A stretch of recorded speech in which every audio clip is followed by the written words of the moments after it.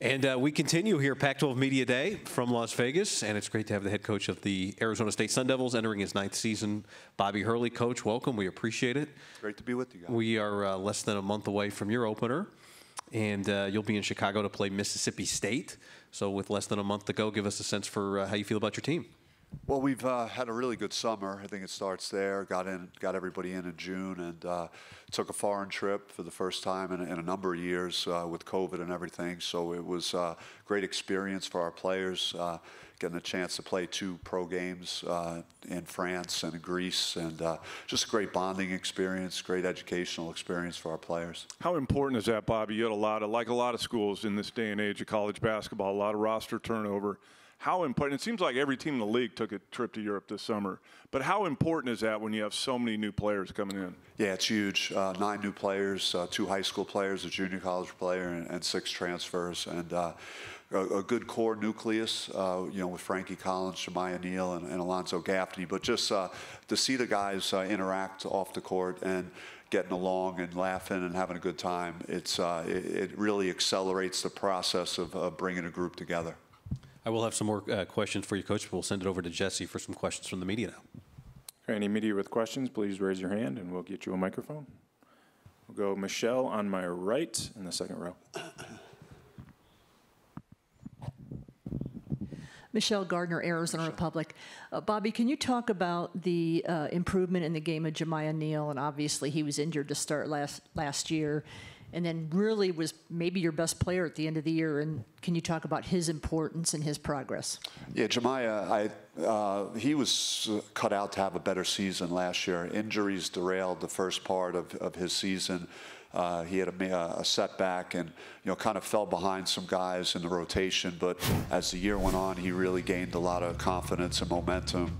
And, Austin Nunez was out with injury late in the year, and that provided an opening for him to go get more playing time, and he took full advantage of it. He was, as you said, one of our best players down the stretch, played great at Arizona, played great in the Pac-12 tournament and the NCAA tournament. So I feel like he's taken another step. He's been a great leader this summer, and I think he's going to cushion the blow of losing, Des Cambridge and DJ Horn, who put a lot of points on the board for us last year. You mentioned all the newcomers to this team, the 6 transfers. You don't have to go player by player necessarily, but is there a common thread to the guys you brought in? Well, we like to find guys that are a little bit undervalued, and I think that we were able to come up with a couple of gems. Sean Phillips has been outstanding in our workouts, 7-footer, 7'5" wingspan. He was a top 75 player out of high school, played his first year at LSU and transferred back to Arizona, where he went to prep school, and he's had a major impact in our workouts with playing above the rim and shot blocking and all those things. Kamari Lands is another top 50 player transfer from Louisville that I think will provide again some scoring punch for us with the losses that we sustained on the perimeter last year. You made the NCAA tournament last year. We already mentioned the roster turnover and how many new guys, but you feel like when you get to the tournament, you win a game, that creates a little momentum for your program. But how difficult is that to sustain when you have so many new guys in the program? Yeah, great point. It's tough, but now we could reinforce that message every day, and we have guys that understand what it takes to get there. And Frankie Collins, Jemiah Neal, Alonzo Gaffney, and they've Frankie and Jemiah are juniors. Zoe is a senior, so I think they know what it takes, and we've been trying to just make sure the other guys are on board and practicing and training the way we need to. How much, again, I know I keep bringing it up, but it's kind of what everyone's talking about in college basketball. Do you change what you do based on the personnel coming in? Do you recruit the portal to match what you do? I guess what I'm asking is, with this new group, are you changing the way you're doing things or the way you're going to play? Well, I think with us, from a resource standpoint, we can't just say, I think we'll take this guy and this guy and this guy. It's we have to be very strategic about what we're doing, and it may not be ideally the group that you envision that you want to put out on the floor, but we're doing the best we can to to get the players in the program that have something to prove. And I think we're bringing in some guys that are coming from some places where they didn't have a lot of success last year. I have 2 players transferred from LSU, 1 from Louisville, and hopefully, they're hungry to be a part of winning basketball. We're going to go on my right in the front row. Good morning, Coach. Cindy Brunson, Pac-12 Network. I want to talk about your coaching staff because now it's got some deep NBA ties. Hunter Eisenhower, Greg Lansing. What does that mean for ASU men's basketball and helping the players that you have get to the next level? Yeah, I'm excited about the additions. I've added a couple of former players to my staff, some younger guys. Jaron Skeet, who played with me at Buffalo, was one of the first players I coached as a head coach. I brought him out. Mickey Mitchell, who played obviously at ASU, was a great player for us and on some of our NCAA tournament teams. And then, like you said, we added some experience with Greg Lansing, who was a head coach for 10 years at Indiana State and also worked in the NBA. And so our strength and conditioning coach Hunter is also had experience with the Sacramento Kings as a strength coach. So yeah, we've tried to. Stay youthful and relatable to our players and also bring coaches in that have that experience.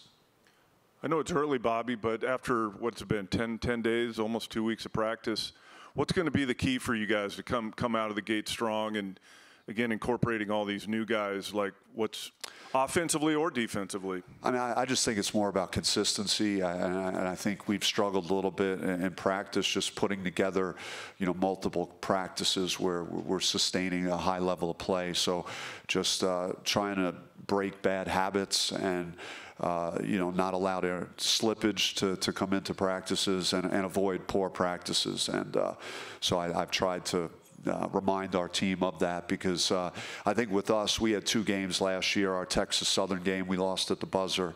And then and obviously San Francisco, those games impacted our ability to be straight in the NCAA tournament where we don't have to go to Dayton and win a game. And I would have loved to see our first game not be played in Dayton the way we played against Nevada in that first round. On my left in the third row. PJ, Carlos Samo, Pac-12 Network. Bobby, kind of going back to what Donnie was talking about. Last year, you coached the hell out of them on the defensive side, and you were so creative offensively that it seemed like you really let the guys go. You lost so much offense. Will you be maybe more structured or more involved, if you will, during the games offensively? Are you more concerned with your offense than your defense?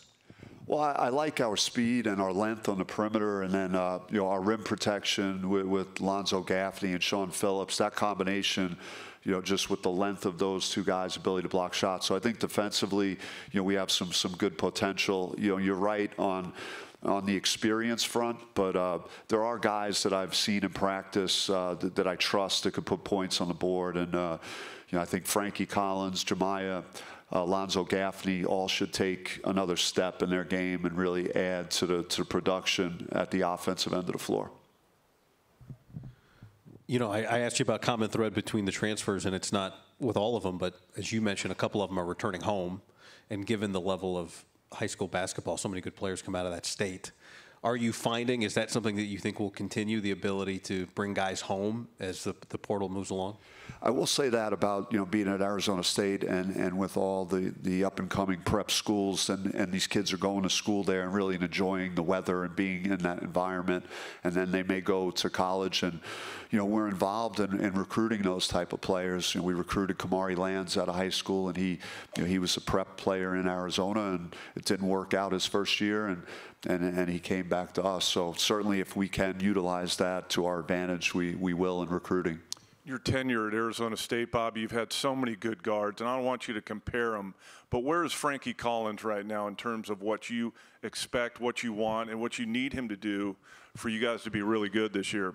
Yeah, I think Frankie is a great leader, and you could hear his voice in practice. I think that's where it's taken another step, and he's really worked extremely hard on his perimeter shooting, and I think you'll see improvement in that area.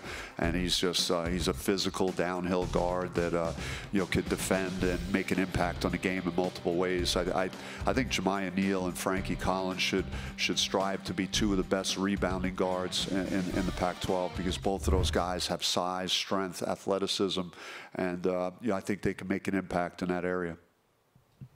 Let's talk about your schedule for a second. Just BYU, you'll be back here in Vegas, BYU, either NC State or Vandy. San Francisco, you've played a lot of games with them over the years, SMU. At San Diego, TCU, you'll play in Phoenix. So what stands out to you about your schedule? I just think the neutral site games, and we've really focused on that this year and how we built our non-conference schedule to play some NCAA tournament teams on a neutral site from multiple conferences, power conferences. And I think that's where that's where everything happens when we get to Vegas and your season's on the line in the Pac-12 tournament or the NCAA tournament. It all goes down on a neutral site. So we want to train and practice and try and excel in the non-conference, playing those games against very good teams on a neutral site. Jemiah Neal and Frankie Collins are here. We're going to bring them up in just a second, but as they come up, could you tell us why they're here? Well, I think they played together last year. They were two of the better guards in the league late in the season. I think they could be a devastating combination at both ends of the floor, just with their creativity, their athleticism, and their ability to impact the game at both ends of the floor. All right, Coach, we appreciate Thanks, your time. Bobby. Thank you, guys. Have a good day.